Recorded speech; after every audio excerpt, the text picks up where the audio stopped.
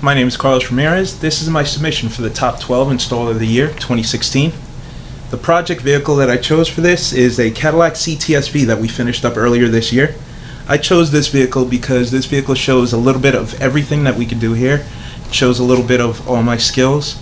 We chose an Audison Bit 1 for factory audio integration with the factory Cadillac CTS-V navigation radio.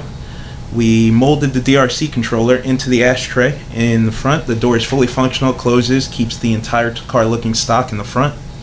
Brian Schmidt from Mobile Solutions is one of my mentors. He taught me proper welding techniques. We used a lot of welding in this vehicle. We created a steel amp rack, and the amp rack also has an integrated battery rack that holds an excess power supplementary power cell to power the entire audio system. It's a steel amp rack that goes in the trunk in the spare tire well. It houses two massive Phoenix Gold Elite amplifiers and the excess power battery. The entire rack is riv nutted into the floor of the car. We used MDF to mock up the height of the amplifier so we can get the proper spacing without worrying about scratching or destroying the amps during the installation.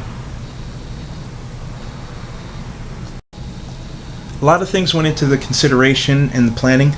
As far as the electrical system of the car, we did calculations to figure out how much current the factory stereo system could support, the factory electrical system, and then we designed a stereo system that would work within the factory system. That's why we chose the excess power battery. The equipment we used an Audison Bit 1 because it had the proper amount of input and output channels to properly integrate with the factory audio system.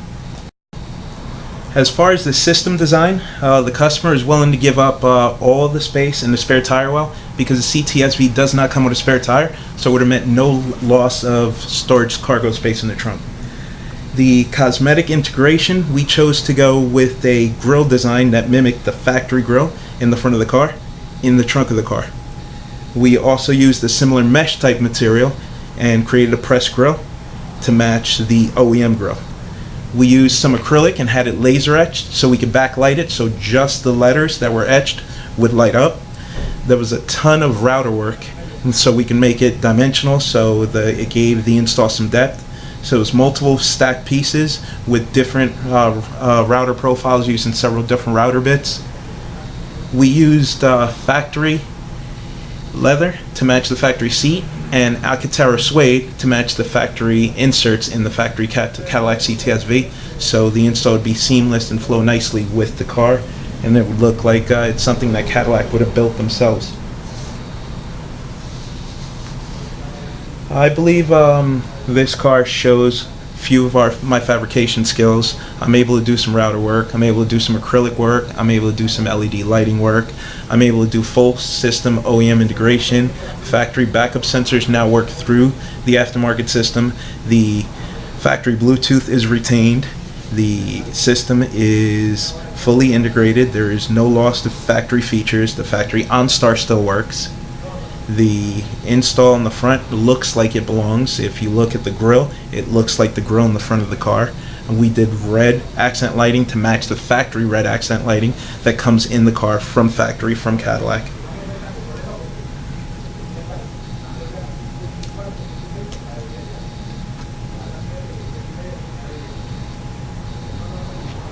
We've implemented some few new technologies into the car. We added a front-facing camera, which is not an option from factory, and then we added a Nav TV controller that allows you to switch between the factory backup camera and the front camera, so the customer doesn't damage his front carbon fiber splitter he had installed on the car.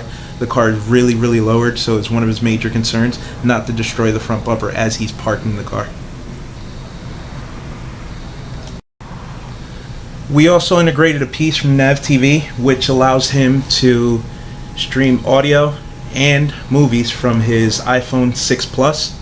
That's integrated into the factory screen, so it's video and audio. Allows him to use his GPS navigation from his phone, so he's not limited. Now for my personal interview. Describe your installation education. Well, I started in high school, not formally educated, just doing installations for friends. Then I graduated with the degree of electronic technologies from Retz Institute in Nutley, New Jersey. The entire time I was in school, I still did installations on the side out of my garage. My role in training others in the store, I train everybody. Everybody gets formally trained by me, works alongside me for the first few months before they're allowed to touch a vehicle themselves. My activities in the industry, I go to much training as I possibly can throughout the year. I go to a lot of mobile solutions training. I go to training at Sonus. I've been to Dale Ellis's class. I go to Knowledge Fest every year. I try to go to the DAS show every year. I try and get in as much training as possible. It only helps further my career. Through these trainings is mostly how I network with professionals in the industry, and the Facebook group has been a great help. I share a lot of knowledge and information with these guys. I'm currently MECP Master Certified. I'm also Advanced, Product Specialist, and of course Basic. I've received a few awards. The cover of Mobile Electronics magazine is probably my proudest moment in the past few years, on top of my Master MECP certification, and get voted top 40 under 40 by dealers. Why do I feel I should be Installer of the Year? Honestly, I don't. I believe to be in the top 12, but Installer of the Year, not yet. Give me a couple of years for that. But I believe my work is on par with some of the best in the industry. I respect all of these guys that are in the top 12, and just being in the top 12 is an honor. Top is something that I would strive for, but I don't feel I'm ready yet. Give me a couple more years. Thank you. Carlos Ramirez, NVS Audio.